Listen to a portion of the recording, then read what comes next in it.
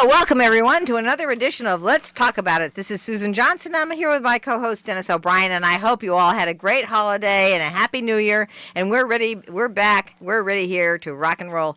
Hey, we have a wonderful guest tonight. We have State Representative Josh Elliott with us today, and he is the co-chair of the Higher Education Committee, and we're really thrilled that he came here to be with us in the studio and talk about all the great things that have been going on at the Capitol and his vision for the future and what he's been doing with higher education.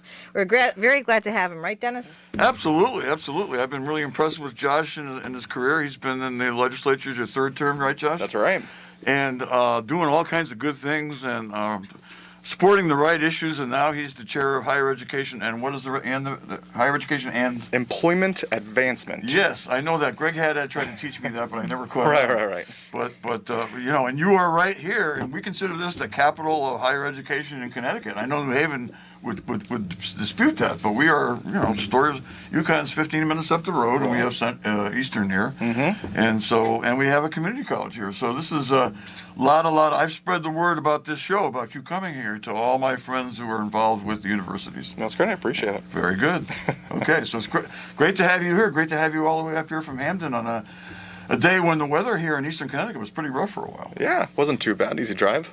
Yeah, once it stopped at around noon, I figured it would be okay. So we're just thrilled that you're here, and we want to start off by talking a little bit about some of the great things that have happened in this last legislative session, and some of the things that have come back from the federal government. I mean, we're really looking at coordinating and working so well together. I know here in this community, we've been able to work very well with everybody from the local officials through the state officials to the federal officials, and I think you've got a similar situation in Hamden. That's right.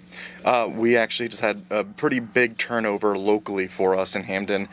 We've had some pretty negative attention, I think, over the last few years. We have a high debt load per capita, but when it comes down to it, we have a whole new slate of people that really started taking over the mantle of the political reins when I started running initially about 5 or 6 years ago, and our Democratic Town Committee is now full of new people, and we have a new mayor and whole new staff and people with a pretty good vision for the town. So hopefully we'll put all those funds to good use and be visionary. And you have a pretty good partner down there in Mike D'Agostino. Mike D'Agostino. We actually have Representative Robin Porter as well. Okay, we just cool. picked up 2 new people with redistricting. We have Representative Mary Wheelander and now Representative Liz Linehan. So we are a town of 64,000, and we have gone from 3 reps to 5 now. Wow. But your district is pretty much all in Hamden. So my district and Michael D'Agostino's district we are exclusively Hamden, and then the other 3 have little bits and pieces here and there. It's great to have somebody helping you. You and D'Agostino had 3 other people helping you with Hamden issues. You can call on them when you have a special issue. Well, not only that. Well, first of all, he has some pretty extensive experience with municipal level government. Sure. So he was actually the president of the Board of Education for about 10 years, even before he got involved with state level politics. But not only that, in the Capitol and in the legislature, he is the chair of the General Law Committee. Representative Robin Porter is the chair of the Labor Committee. Representative Linehan is the chair of the Children's Committee. And Mary Wheelander is not chair of a committee, but she is still serving her first term, so I'll give her a pass on that. Okay, very Those good. names are all familiar to me, even though I'm not a member. I do follow the legislature pretty closely, and I used to do a lot of, in my legal aid days, I used to spend a lot of time in the hallways trying to strong-arm people into supporting my issues. I used to work with Rafi Podolsky, who's probably still there. Yes, he is. Yep. He's still a for lobbyist. legal aid clients, and got to know a lot of people, and been involved in local politics here in Windham and thereabouts for about 40 years. Amazing. Yeah. This It's was great. a great year for the legislature as well. It has been a wonderful year for the legislature, and I think that all the way around we're showing I that we said this year. It's actually last year now. I have to start correcting my thinking. It's 2022, but we're still in the same Sure. legislative Calendar, yep. Yeah.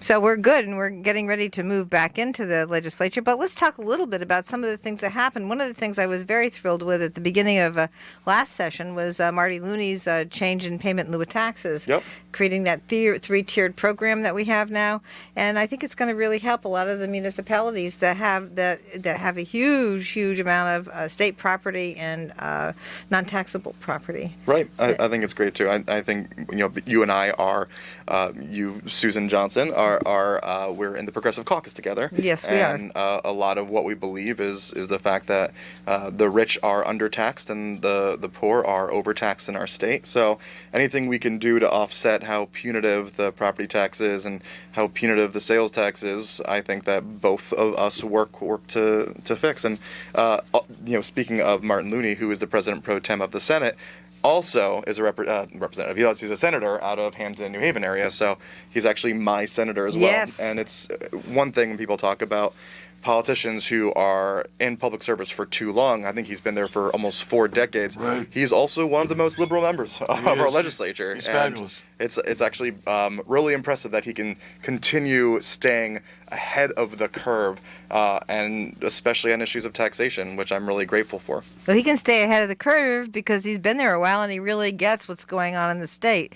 And I don't think that having people, I think it's good to have a mix of people who've been there a while, people who move in agree. and out, and then new people. Because if you don't have somebody with a history of how things work, then you're going to just be led by lobbyists and bureaucrats. They create your reality for you. Yes, they do. And when you're there a while and you know the policy, then you know what's going on, and you're not going to let somebody tell you something any different. So, Right, exactly. and that is so important. So Marty Looney, Senator Looney, is always somebody who I've always admired very much, Yep. and I love his positions on healthcare, healthcare access, and what he did with this three-tiered proposal was really quite a stroke of genius, I think. I agree. I remember talking about this with him a year and a half ago, and I love the idea.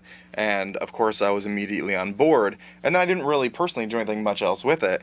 And there's this expectation that you're the president pro tem, you're the Speaker of the House, that you automatically get what you want. But it's not really like that. You have to work on That's all right. these issues just like anybody else. Yep. And you have to win people over just like anybody else. And so the fact that this became reality is just another testament to the fact that not only is he leader of the caucus, but he really knows the legislative process as well. Because this was a pretty fundamental change to the way we provide these revenues back to towns. Because it used to be that the state could provide, I think it was up to 70% back to municipalities. And since it was up to 70%, only 1 year, I think the past 60 years that we've had this system in place, have we actually provide that 70% back of that payment in lieu of taxes. And sometimes it would be as low as 30, 25, 20%. Yes. And so now we actually have to hit that 30, 40, and 50% threshold, which I think makes way more sense. And, and we're now mandated to do that. Well, Well, it's great for our town. It's great for New Haven. I mean, Yes. we're in tier 1, 50%. We're probably up. That's probably doubled our percentage. I mean, Well, based it's on what- created a great increase for our municipality. Yeah. And just to even, I guess, step back for a second and sort of break Yes. down what we're talking about. So the fact is that we cannot, as municipalities, tax certain properties. So that we cannot tax religious institutions, we cannot tax universities, we cannot tax, I think, hospitals to a Hospitals degree. cannot be taxed, Right, yeah. and we can't tax any sort of government buildings. Correct. And so for that reason, Nonprofit places- organizations. And nonprofit organizations, There's right? 100 things in the statute that you cannot tax. Right, and so That get places, payment in lieu of taxes. Exactly. So places like New Haven, specifically, I can talk about half their taxable property base is untaxed, and so it's a huge burden on these municipalities that have to carry the cost of other burdens, like having more kids in their school system too. So on the one hand, they don't have the taxable base. On the other hand, they have to provide more resources, and therefore you have to, of course, as a state, provide those resources. And if you're underfunding, it just gets tougher and tougher. So Well, thank you for saying big it that fix. way. I think it's really important for people to understand what the payment in lieu of taxes does. Because in this town, not only do we have hospital, university, tech school, and we want all these things, don't get me wrong, community college, nonprofit organizations, public housing. We also have an airport, and we're only 25,000 people. Right. And we have some of the lowest income of the entire state right here in this town. So the capacity to pay for the educational system, for example, is very, very limited. And as you know, Education Cost Sharing Grant is supposed to address that, but it was frozen under Lowell Weicker in the early 90s. And it wasn't until Representative D'Agostino started working on getting that together, Yep. that we were finally able to make sure we got a plan to bring everybody up to speed so that there were no longer towns that are being left behind like ours. Yeah, and that's one of the major benefits of having somebody like Mike in the legislature who has Yes. been on the Board of Ed, Yes. who's really experienced with these local finance issues, is that unlike somebody like me who comes in from out of nowhere, and I think I've done a great job, that said, there's a lot of historical context and there's a lot of municipal level context that I just do not have, and that you need someone like Mike to really provide that level of knowledge and intimacy with the issue to be able to help fix it. Well, I want to just say one thing about that. I want to say, and you can go next, but Yeah, I want come to just say the Connecticut Coalition for Justice and Education funding litigation is what set us up. Yes. Without that litigation, we wouldn't have had the evidence that could push the legislature into making that deal. And actually, having Mike push that was really good. And Dennis was actually serving Yeah. on that committee. Yeah, I was on the committee. Yeah, I was on the CJIF steering committee. Oh, wow. Yeah, that was very disappointing when we won the case at the trial level. A 100-page decision by Judge, what's his name? The guy from London. Yep. Fantastic his decision. brother was in the legislature too. Yes, fantastic decision. tell you And then, everything of course, about the him. Supreme Court reversed it. Yeah. But anyway, the result was good because it motivated the legislature, led by Mike D'Agostino, Right. and many others, to change the formula so that the poorer towns, the needier towns, are getting more. Right, and that- Councilman Justin Farmer, actually out of Hampden, was one of the kids in that case. Fantastic. Yeah. Fantastic. Yep. Yeah, it goes back a long way. Yeah. I remember when it started. Anyway, you've only been there a short time, but you have an incredible track record. I mean, you're a quick study, and you're also. I got to tell everybody that Susan and I are not the only lawyers in the room. Okay, I know you're not practicing. That's law, right, that's right. But you got a law school education. Yeah, Which is, and I pay my dues every year, half the dues, 'cause I'm non-practicing, That's and right. I have to pay the tax as well, the occupation but tax. you learn Yeah, a lot yeah. about how things work Sure. in law school, and I didn't like law school, but after I got out of there, I said, gee. So it was like when I was in the Army. I said, gee, I learned a lot. Yeah, And same. and it's good to know. And I think that it's amazing that in just 3 terms, and the terms are only 2 years long, you're in your 6th year now. Yes. You've accomplished so much, and you're the speaker obviously thinks so much of you to make you the chair of a very important committee. Yeah. The higher education and whatever committee. Yeah, I absolutely Employment appreciate what opportunities. employment advancement. It's interesting because I can take that a few different directions. Commerce, which was led by Representative Simmons, who is now, of course, the mayor in Stanford, was really taking the reins when it came to anything employment advancement related through her committee, and I think that there was a frustration that the higher ed committee was not leaning into the employment advancement portion of it. Now I have some amazing people that are on the committee with me that are really proactive on leading that discussion about helping people get into the employment pipeline. And so now we are starting to take a little bit more ownership of that side of our committee. I know Representative Mushinsky, who's I think been there for almost 40 years. Longer, That's the right. queen Longer of the than House. anybody, except Yeah. maybe Marty. She, on the Senate side. They're Yep. about the same time. She Yeah. expressed to me that she would not have come off the committee if she had known that I would have taken such a proactive approach. So I appreciate that. And of course, Speaker Ritter, I appreciate as well for giving me the ability to lead this committee. And I come into this with, so I own a couple natural food stores. My mother started a store in Yep. '97, and I come at my approach leading a committee with my approach of leading these stores, which essentially get good people in the right places, empower them to do good work, and try not to get in their way. And with Gary Turco, who is my vice chair, and with Kate Farrar, who is a representative out of West Hartford, who has done some incredible work with QUELF before. That's the Connecticut Women's Education Assistance Legal Fund, I think. That's Yep. correct. Yes. Correct. So she has done some incredible advocacy work. She's leading the charge on a lot of these employment issues. I can really hand over a lot of topics to the people that are on the committee, because one frustration that I had, and the kind of person that I view myself as being, is seeing my own personal frustrations with the legislative process and trying, or at least telling myself that when I get into a position of power to try to correct for those things, I just did not want to be our committee's bottleneck. I want to make sure that people who had, and a good example of this is Jamie Foster, who's out of Ellington. She's a representative. She has a PhD in food insecurity. So what she want to work on? Food insecurity. And what could I do? That would be the worst possible thing. Tell her what to do. I said, you take the issue. I'll make sure that everything you need, you get the bill through my committee. We'll hear it on the floor of the House. She's the one that took it out. And so that's a good example of how I try to empower the people. That's great management. I think you probably, being a business person who is a progressive, I think you've learned a lot from managing a business. Yeah. And you know how to manage people. Right. And if people have talents, you just let them go. That's usually what you have to do. Right. I think the best kind of manager is just being hands off. That's right. Hands off unless there's a need for something, some other approach. Right. So it sounds like you've got it down really well, and you're well suited to be the chair of a committee. Always learning. And I will say that I love being the chair of my committee, and I love working with folk that bring stuff to me, but it's important that we talk about the criminal justice reform issues that we got Sure. through this year. Yes, please do. Because while I am the chair of the higher ed committee, my focus is still on things that are also outside the bounds of higher ed. Right. So this was a really big year, again, I guess this term, I should say, because we passed the prison gerrymandering bill, we passed a version of Clean Slate, we passed the legalization of the recreational use of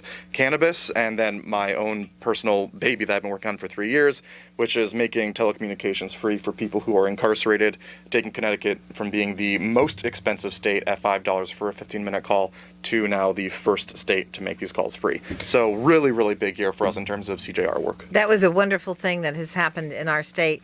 It's really the criminal justice reform is just so important, and it, we need to make the next step to make sure people that have issues get mental health care Right. and have access to the treatment, whether they're incarcerated for a particular thing, or whether they have problems with, drug problems. Sure. That now we can keep them away from prison, give them treatment, Right. and make sure that they just move along with whatever. Just like you have some other illness with addiction, you just need to get the treatment and Yeah. move along with your life. And housing and employment Yes. possibilities. There's a whole Exactly. host of things that we need to do to make sure that people, when they re-enter, that they are as successful as possible. Yeah, I mean, we need to make sure we have more access to housing. We need to make sure that we have more resources to give to people to get them started off so that they can get into employment. You cannot very well get into an employment situation if you don't have a place to, put your head at night and change your clothes and all that stuff. Right. That was one really major argument that we used when we were pushing for the telecommunications bill, which was simply that. So my background is that I was a sociology major at Ithaca College. Right. And so one thing that I learned while I was there essentially is that the more stake that you have in your community, the more likely you are to be successful in your community, to not commit any sort of crime. And so my whole philosophy when pushing this bill was essentially we want families to stay in contact with each other. The issue that we were finding was that it wasn't people who were incarcerated that were paying for these bills. It was the people that were on the outside trying to keep their families intact who were having to choose between putting food on the table or keeping their children in touch with their loved ones. And so that really sold a lot of people. So I actually now take that argument and apply it to something else that I've been pushing, which I'd be curious to hear your two perspectives on this, because I don't think I would be too far left for the two of you, but you'll have to let me know. No. So last year... Don't worry about it. Okay. So last year we passed a bill that allowed folk on parole to vote. And what I'm pushing is for this idea is that you never lose your right to vote even once you become incarcerated. Oh, boy. This is Maine- this is I got Dennis's into that favorite when I was a topic. legal aid lawyer, Yes, and I yes. researched it. Dennis I was loved very this. dismayed to find the court decision saying that penalizing people by taking away their franchise Right. was not double jeopardy. Yeah. And that annoyed the hell out of me. I think it's got to be double jeopardy. It's in addition to being locked up. I agree. And I, as far as I'm concerned, people who are imprisoned have more of a stake in what goes on in the government than anybody because they're agree. right there in the belly of the beast. I And it was something that I dropped after a while because I just didn't see any way to get there without changing in the legislature. Yep. You would need the right people in the legislature, the right governor to get this done. But I it is completely agree. definitely, I'm with you all the way, and that's Great. worthwhile. I'm very much impressed that you're into that. Oh yeah, so Maine and Vermont never stripped these rights because it was something that states had to systematically strip decades Sure. and decades ago. Yep. And so I think it's also, while we're talking about this, to be very clear that Maine and Vermont are also predominantly white states. Yes. So just a thought to factor. ponder. Yep. And I'd say that's a very good fact to raise. Yeah. I think that's and I don't think that we really get fully what happens when you have a very mixed population versus one that's more homogeneous. Mm-hmm. Yeah. Definitely. And we've gone from 18,000 incarcerated about a decade ago to just around 9,000 incarcerated today. And I think for some people the argument is that, well, these folk could come out and affect the outcome of an election, which could be good for democracy. I actually don't take that argument and that approach. I mean, my feeling is that it's very unlikely that the incarcerated population themselves could, I say themselves as though it's some sort of monolithic group. Of course it's not. And of course that people who are incarcerated are not necessarily going to be voting either Democratic or Republican. Everybody's going to be voting independently however they so choose. But I use the same argument that if you have people who are in prison right now, but they are paying attention to what's happening in their community, they're so much more likely to be successful when they re-enter. Yep. Yep. No doubt about it. Yeah. That's a big deal. I mean, I still get chills up and down my spine when I cast my vote, and it is a big deal. People enjoy it. People feel like they're connected to the society when they do that, and we need that. We need the prisoners to feel that way. We need them to want to get out there, get out of prison, and be successful in in private life. And that this is something that struck me when I was about your age, maybe even younger.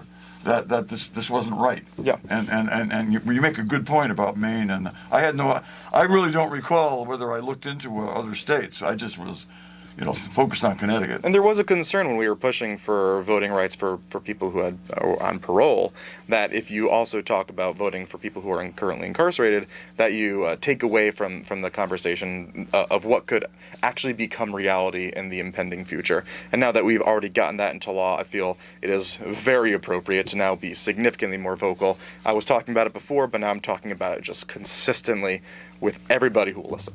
Yes. Well, that just getting the parole people being able to vote is great. Sure. That's great. I think everybody should be able to vote. Everybody who is, of age and registers and whatnot, or whatever the system is. I mean, I know you're very much interested in voting rights. Yes. Very much interested in voting. Period. Yes. It's a very, very important part of being a citizen. And it's we're just what we not celebrated yesterday, but what we talked about yesterday, the anniversary of the attempted takeover was definitely an attempt to take away democracy. Right. And democracy is what really is one of the building blocks of what we really are. Yes, I agree. The better ones. Yeah, expanding voting rights is really what will help us save our democracy, because people will feel that they are part of what's going on in society. Yeah. And I think that's great. I didn't know you were a sociology major, so was yeah, I. Nice. I read it on the internet. All right.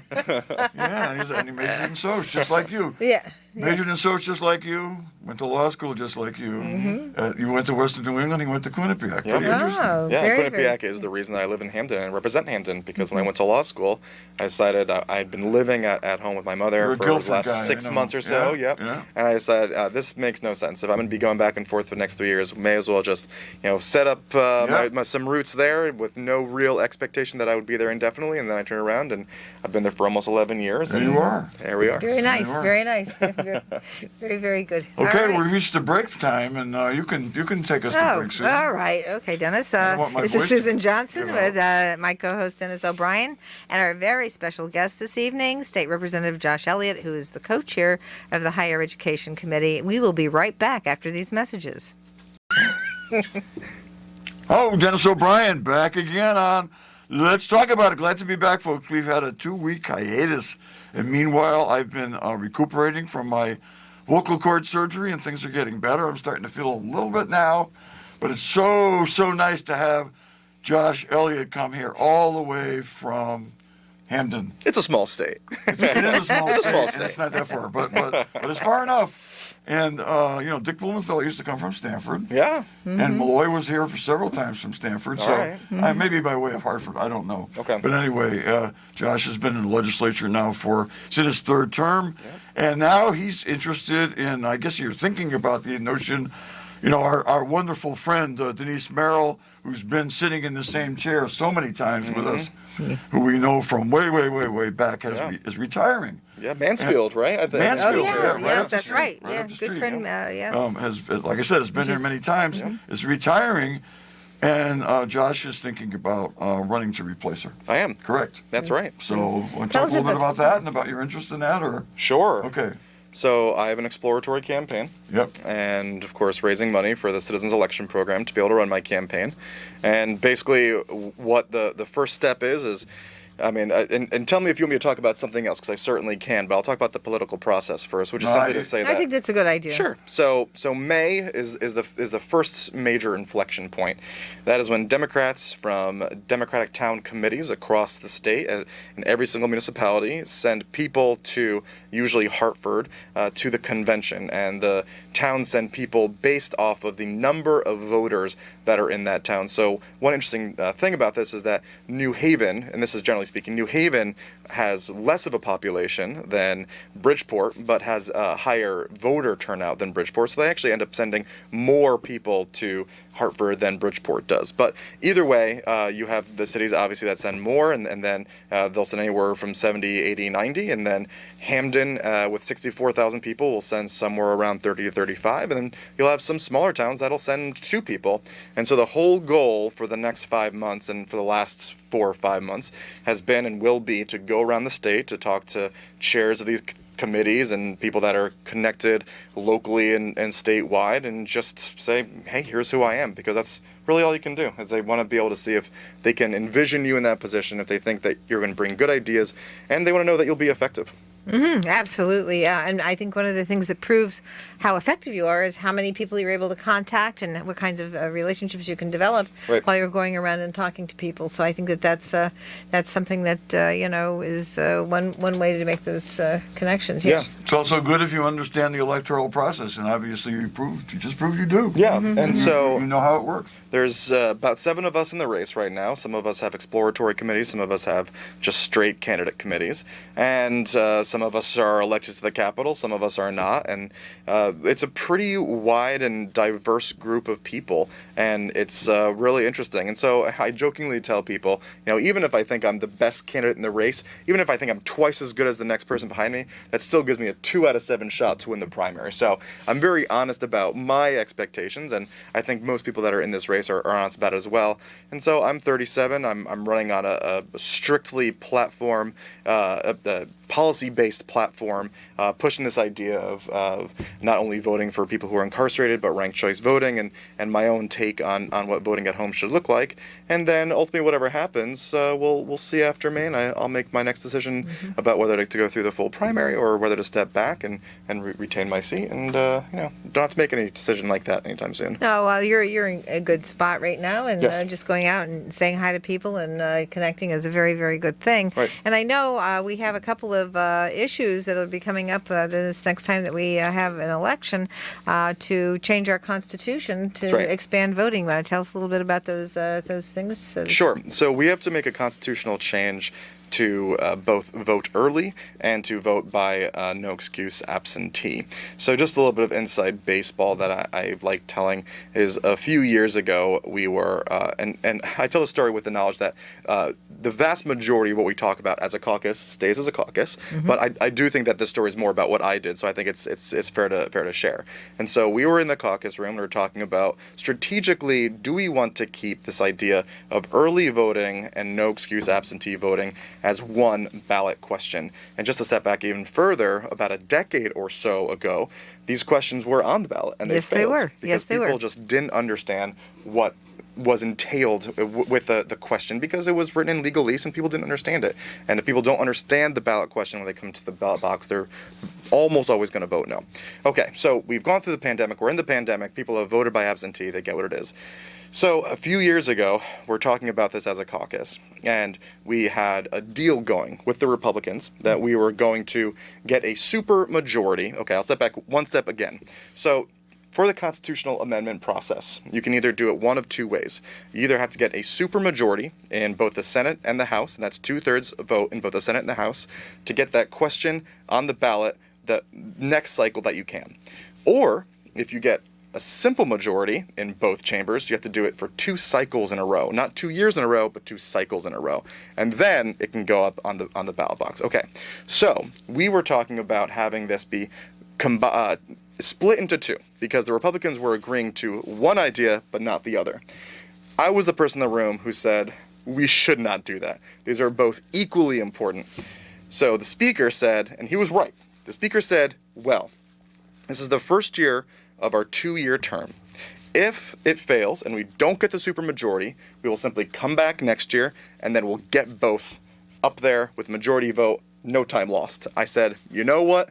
Strategically, that's infallible, absolutely. Next year rolled around, pandemic hit, we didn't have session, we never actually got to vote on it. Supermajority failed, and that is why this year we'll be voting on one thing. I think this year is the early voting provision. In 2 years will be the no excuse absentee provision, and so that is why everything got kicked back a bit. It is what it is. And one of the things that it kind of perplexes me about that whole system is that the fact that somebody will try and change a word in that, and then you have to go back through the process all over again, and That's right. And that is very perplexing. And then the other thing is I know that Secretary of State Denise Merrill, she is. People say, why haven't you proposed that? Well, she did when she first got in office, and then it's been this process that we've been going through over and over and over. Every year we go through this, Right. trying to get this on the ballot, and because of the change in the language and now the pandemic, we haven't been able to get it back on there since the last time. It was about 10 years ago. Yeah. Right. And so the whole process is going to take anywhere between 3 to, let's say, 7 years. This is just because we have to go through the constitutional amendment process. And then what we're actually going to be voting on as a public is just permissive language in the Constitution, because then my understanding is it's going to come back to the legislature. That's We're going right. to have to vote on specifically what we want to do. And then after that, the Secretary of the State's office is going to have to actually effectuate whatever these changes are. That's a long process. And so my feeling is this. I'm using this campaign to talk about the issues of ranked choice voting and voting for the incarcerated. I'm also using it as an opportunity, recognizing that we're years and years out from actually going through that legislative process to say what early voting and what this no excuse voting should look like. And it is like this.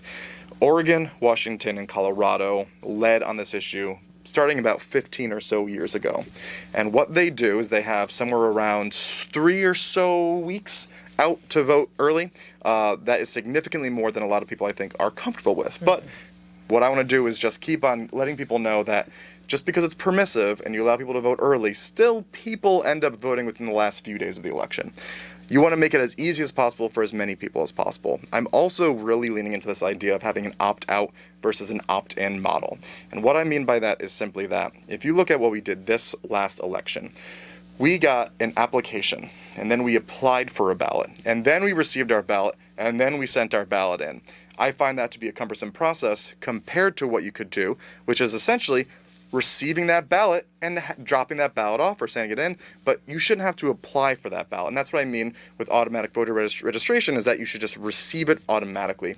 We can do that by interfacing with the United States Postal Service or with ERIC, which I think is the Electronic Registration Information Center, something like that. There's 13 states that are involved with this process, and that just it's a lot of inflow and outflow of people, so that you as the registrar in a town or Secretary of State's office know where people are, so you can be 99% plus sure that when you send a ballot, it's going to the right person. Isn't that what was done in 2020? The ballots were sent out? Didn't Denise send ballots out to No, everybody? just the application was sent out. Correct. Oh, the applications were sent out, Applications, not the not the ballot. I see. ballot. Okay, So the okay. application, so then the person has Okay. to apply for the ballot. All right. And you I know know it that was something different, yeah. It was, but it It was was in nice. compliance with our Constitution. So Right. there was I see, nothing, okay. and so there was some misunderstanding that we were not, Okay. but we just took the language of the Constitution and used that Oh, so- instead of the more restrictive statutory language. Yeah, so that would have that been, is, that would have been illegal to do that then. Well, the language of the What I Consti- just suggested, yeah. Well, the language of the Constitution says that you can only get an absentee ballot if due to sickness. Yeah, yeah, Right. And so, of Yeah, course, the yeah. reading So of the listen. Constitution is generally seen as if you yourself are sick. We read it very loosely and said, no, it means if there's sickness generally, and there was a pandemic, and that's how we got around it this time. We're probably not going to be able to use that argument forever. Well, also the thing is with the pandemic or with any illness that someone might have, COPD, heart disease, cancer, anything like that. Even if you have the capacity to get to the polling place, the fact that there's something out there that could make you sick and kill you is the point of how that was interpreted. And I don't think that that's too much of a stretch. I think even beyond that, if you had the flu season, for example, that came early during the election time, that you could utilize that statutory language. And I would like to see the statutory language incorporated for good. Sure. And of course with the applications, well, I have to kind of analyze that and see how that goes, because there is people move and that sort of thing, and changing the address, or they have post office boxes, so all kinds of issues with respect to not having the application, and I'm just wondering about that. So yeah. So the nice thing about this is that we would not be reinventing the wheel, and I also don't think ballots would go to PO boxes. There's some ways and places that they would not go to. This is done in 7 states so far, and the people that live in these states that have experienced this way of voting and come to Connecticut are just astonished by the fact that we are about 15 to 20 years behind. What's really important to me is acknowledging that there is a model out there that we should be following, that it's not going to be happening overnight, that we have to be going through an iterative process. So there's an organization called ROVAC out there. This is the Registrars of Voters Association of Connecticut. And what I think is really interesting about them is that every year they have a list of things that would make the voting process better. Because I think on the one hand, if you view the process globally and you have a vision for where you should be, what people become concerned about is that you forget about the here and now. And I don't think it's one or the other. I think you can make iterative changes year over year to the process with a vision toward where you're going. And if you do that in mind, you bring the registrars into the conversation, you make corrections to where we are now, and you also get people on board this idea of where you're trying to go, because ultimately it's the registrars who are going to be the ones implementing the system. And if you simply just tell them what to do and they aren't part of the process, they're going to be so much more likely to balk at what you're trying to accomplish, because they, and I think very rightfully, are under-resourced, they're understaffed, they're undertrained, and not because they don't want to be, it's simply because they are relying on the resources from their municipality. And some places that don't have the ability to provide those resources. Right here. Yeah, we certainly know that. We are raises. totally understaffed here in every angle you can possibly imagine. So this is one of the things that we really need to do. But this is something I think that we really, this is great to have this conversation, because having people understand that that's what we're doing. And I've always felt a little bit annoyed with the fact that so much detail is in our state constitution. But because they're supposed to be more general, right? Constitution is supposed to be general, and then you're supposed to create the statute based on what the Constitution is, getting you to do. So, but after watching what's been going on in Arizona with them not having any of this stuff in their state constitution and not having the rules we have, so that they can just give the Electoral College to the legislature. Right.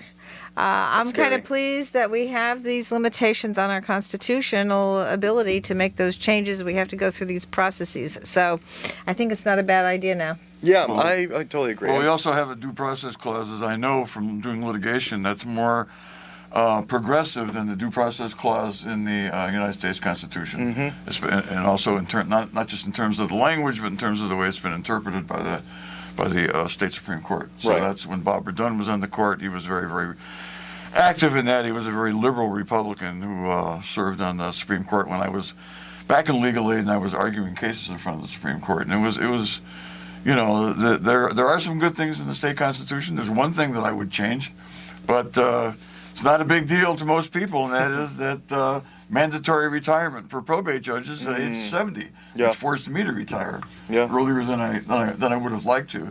On the other hand, it makes sense to some extent. It's time. You're a younger guy. It's time to give somebody else a chance. Sure. But the fact is that I only got into it 12 years before I had to retire, and I was ready to stay on. But We're seeing that on executive boards for private companies across the U.S. too. This idea that people are on for decades and decades and decades and Yeah. never really make room for other people. That's right. I mean, That's right. it's a problem that goes far above and Yeah. beyond the probate judge issue. way beyond. But again, once again, I'm not a supporter of term limits. Sure. I really don't think. Like, I mean, Susan just mentioned how it's nice to have a mix of older, more experienced and younger people. Of course, depending on who they are, Right. and whether they're hard workers or whether they believe in the right things. But all things held equal, it's nice to have a mix.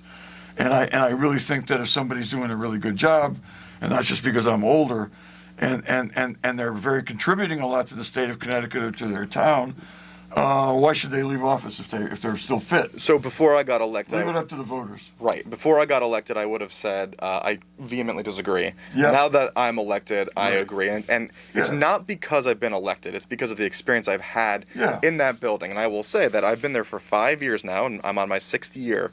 It wasn't until last year that I really felt like I knew the job.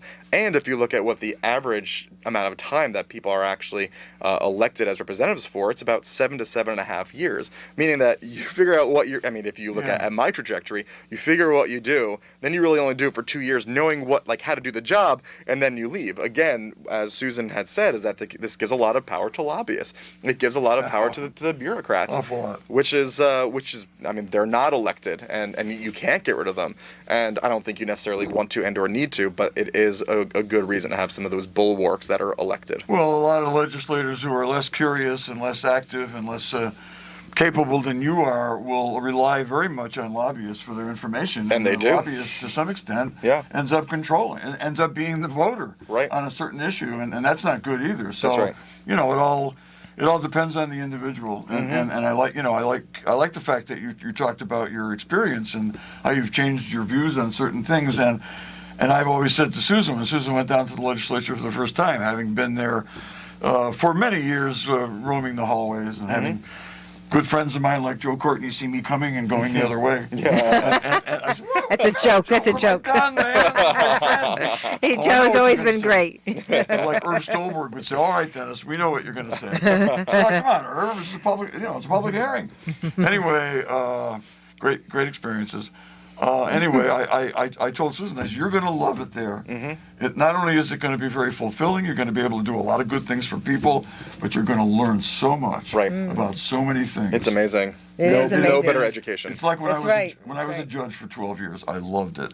I had cases where I had expert witnesses come in and talk to me about things I knew nothing about, and I would just question and question and question until I knew everything I needed to know. Right. And you're in that kind of position in the legislature. Yes, right. we So are. it's wonderful. Yes. It's great. And it's great to have you both there, both very thoughtful people. I mean, I am really impressed with the legislature. I mean, you've got a lot of really great. I mean, you mentioned a whole bunch of people you got on the education committee who have all kinds of come from all different fields of endeavor. That's right. That basically work with people and help people, and they're all there with those tremendous experiences and abilities there at the disposal of the legislature. It's fantastic. That's right. And I would say what's interesting for me about my own personal growth and trajectory is that when I came in, as I said, I had never served on a city council or board of ed before. I had really only been on the Democratic Town Committee for months prior, and my introduction to Connecticut politics was through the Bernie Sanders campaign, and just doing some of that volunteer campaign work, Sure. which really, campaign work and legislative work are just completely different animals. Well, Yes, they yeah. sure are. You have to They're- really, they're- you have to right. really change your head when when the legislature's out and you go out to campaign. It's a completely different head. Right, Really. You so- really have to make that transition. It's sometimes hard to do. Exactly, Big time. exactly. Big So, time. so in my head, I was in competition headspace and mindset, and Yep. so when I got elected, I still had that. Yep. And so my first 2 years, I really exhibited that mentality. But then after the first 2 years, you realize that you might be there for a little bit, and you actually want to get some stuff done. And when I first got elected, Susan will know that it was a particularly, I think, tough couple years. It we sure were was. 79 to 72 in the that was House. tough, yeah. We lose 4 Democrats, and all of a sudden you're 75-76 on the losing end. So 4 people get together in the Democratic House chamber, and, Yep. and you're just done. Right. Of course, the Senate was split. and it was 50-50. 18-18. And so Hardest time we ever had. it was a really hard time to get anything done. So that's the crucible within my learning experience occurred. And then, of course, our numbers got better cycle after cycle. I started talking to more people, both across the political spectrum within our party, but then also Republicans as well. And so my perspective, of course, now has changed, is that you have to have these relationships. And it's not because the Republicans are necessarily going to love every idea that you have or any idea that you have, but as long as they have a relationship with you, time is your most precious resource when you're at the Capitol. And if you can assure leadership that whatever idea you have is not going to waste 1, 5, 10 hours of everybody's time, it's not just your time or the speaker's time, it's 151 state reps' time.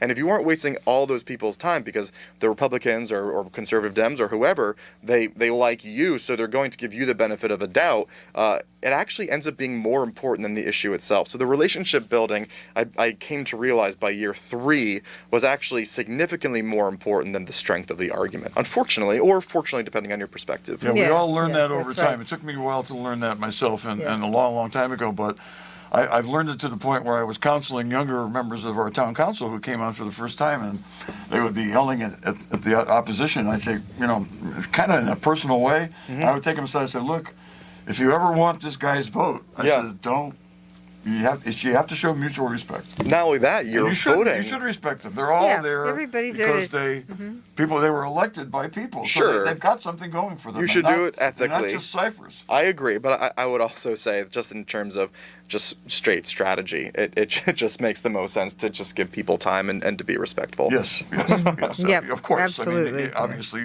what you say in public and what you say. Like I try never to fight with anybody in public. I do it all behind. Same. I say one-on-one. Call somebody. Same. Visit them. Go to Yep. breakfast. Go to lunch. Yeah. I learned that over time. I Yeah. did not. I was, wow, when I was young. Gee. If you want to be a bomb thrower, there's a place for that. Yeah, I And- was. But if you and I really believe this now, if you want to be effective at passing legislation, which is a very specific thing, effective at passing legislation, I don't know if you can be a bomb thrower. No. I just don't think you can do that at the same time. We're down Right. to 3 minutes now. You said there were a lot of things you wanted to talk about. We could probably go on for hours. Sure. The things you want to focus on now, you want to give contact information to folks and. Of course, I will make a plug for my candidacy. If you go to joshforct.com, again, that's josh4forct.com. You can either contribute there or you can sign up for the email blast. And then I'll also say I'm working on a few other issues that I find to be important, and they are neither voting related nor higher ed related, but one is this issue of school start times. We know through the data that kids are going to school significantly earlier than they should, and what ends up happening is kids act out, is kids don't learn as well. What are those symptoms of? Those are symptoms of not getting enough sleep. Their biological clocks are just very different, and it changes as you get older. So I'm working on that issue about changing school start times, working on this issue of feminine hygiene products in public areas and public spaces. I mean, it's as simple as this. If we have toilet paper in public spaces and we're not worried about people stealing toilet paper, why are we worried about people stealing feminine hygiene products? That's another issue I'm working on, and we'll see where they go. I'm trying to just take a more sort of low key approach. When I first came in, it was trying to get as much press on everything as possible. Now it's I'll let people know what I'm doing, but I'll try to hand over as much of those reins and attention as possible. Well, Two of why don't you just say one more time how to reach you? And also, you can go on the state website and see what Chairman Elliott is doing in higher ed, and you can also contact him on higher ed issues. Sure, I'm Josh Elliott. I have an exploratory campaign for Secretary of the State. The place to find me is josh4ct.com, FOR. There you can sign up for email blasts and you can contribute and hopefully pay attention. And if you agree what I stand for, ranked choice voting, voting for the incarcerated, really robust vote at home legislation, then I think that I'll be the person for you. Fantastic. Two people here with me, two lawyers who are former majors in sociology and down there working for all of the people, including me. And I feel very happy that they're there representing me and doing the best for the state of Connecticut and for me. And this is Dennis O'Brien, and we're here with Matt Rupar, our wonderful producer, and Susan Johnson, and our very special guest, Josh Elliott. And we will be back with another great show next Friday night. Thank you so much, folks, for listening in. Sister Mary Jude next week.